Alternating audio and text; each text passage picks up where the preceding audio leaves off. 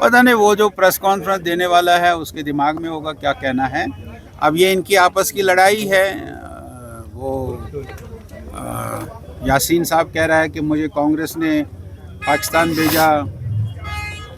दूसरा कहता है कि वो ऐसा क्यों कह रहा है कि उसकी परिवार ने ही उसको पहचान लिया कि यासीन मलिक को उसको अगवा किसने किया, उसको यासीन मलिक ने अगवा किया।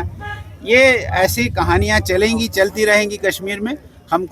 मैं तो यही कश्मीर के लोगों को कहूँगा कि इन कहानियों से दूर रहिए। इनकी जो असलियत है इन नेताओं की, वो चाहे कोई भी नेता हो, किसी भी पार्टी का हो, मैं पार्टी का नाम नहीं लूँगा, इनकी असलियत आपके ध्यान में आ गई है। इनके अभी और खुलासे खुलेंगे।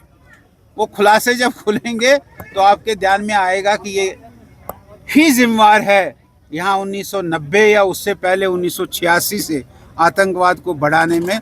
यही ये लोग हैं जो जिम्मेवार है। कोई भी ऐसा सेक्शन नहीं था, वो चाहे एडमिनिस्ट्रेशन है, वो चाहे जुडिशरी थी, वो चाहे दफ्तरों में बैठे लोग थे, वो सब मुलविस थे। अब आहिस्ता आहिस्ता उनकी परतें खुल रही है। अब हम नहीं खोल रहे हैं, वो खुद ही अपने परतें खोल रहे हैं। तो पता लगेगा कि कौन कहाँ खड़ा है। इसमें हमको कोई खास कहने की आवश्यकता नहीं। महबूबा मुफ्ती तो कह रही है कि इसमें ये ह्यूमैनिटेरियन इशू उसको कंसिडर किया जाए, क्योंकि ट्वीट भी किया उनने होम मिनिस्टर को। नहीं, ह्यूमैनिटेरियन इशू किसको किया जाए? मुझे बताइए कि उनके ही परिवार के लोग जाकर ये बताते हैं मुझे अगवा किया इस व्यक्ति ने, तो गवाह है। अब जो कानून अपनी कार्रवाई करेगा, उसमें क्या बात है। आप कानून को अपनी कार्रवाई करने दीजिए, आप उसमें से कैसे रोक सकते हैं? क्योंकि गवाह हम बने हैं और हम ही कहेंगे कि भाई ह्यूमैनिटेरियन ग्राउंड्स पे रोक, क्या हो फिर तो गवाह नहीं होना चाहिए, रहना चाहिए ह्यूमैनिटेरियन ग्राउंड पर, गवाही भी नहीं देनी चाहिए। जो सर एफिडेविट में क्लेम है कि आपको लगता है कि कांग्रेस ने जो है यासीन मलिक को एज डिप्लोमेट यूज किया उस सरकार में? हाँ ठीक है, किया होगा, उस समय की आवश्यकता रही होगी। अब हम उसमें ये नहीं कहेंगे कि क्यों किया और क्यों नहीं किया। किया तो अब उनके किसको करना चाहिए और किसको नहीं करना चाहिए, ये सबसे बड़ी बात है। नरसिम्हा राव को यूएनओ भेजना था, वो भी किसी टेररिस्ट को भेज सकता था, लेकिन उसने टेररिस्ट को नहीं भेजा, उसने अटल बिहारी वाजपेयी को भेजा।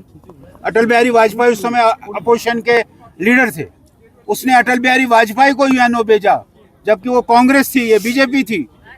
लेकिन उस समय उसने माना कि मुझे किसी को भेजना चाहिए, उसने अटल बिहारी वाजपेयी को यूएनओ भेजा और अटल बिहारी वाजपेयी यूएनओ गए।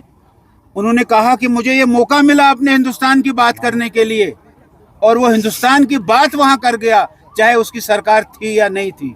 वो दूसरे पार्टियों के लीडरों की तरह बाहर के मुल्कों में जाकर देश की बदनामी नहीं करते हैं, जैसे हमारे कांग्रेस के नेता कर रहे हैं। हमारे अटल बिहारी वाजपेयी जी ने दराड़े से हिंदुस्तान की बात वहां की, चाहे सरकार उनकी थी या नहीं थी। अब किसको भेजना चाहिए, किसको नहीं भेजना चाहिए, ये मनमोहन सिंह को तय करना चाहिए था।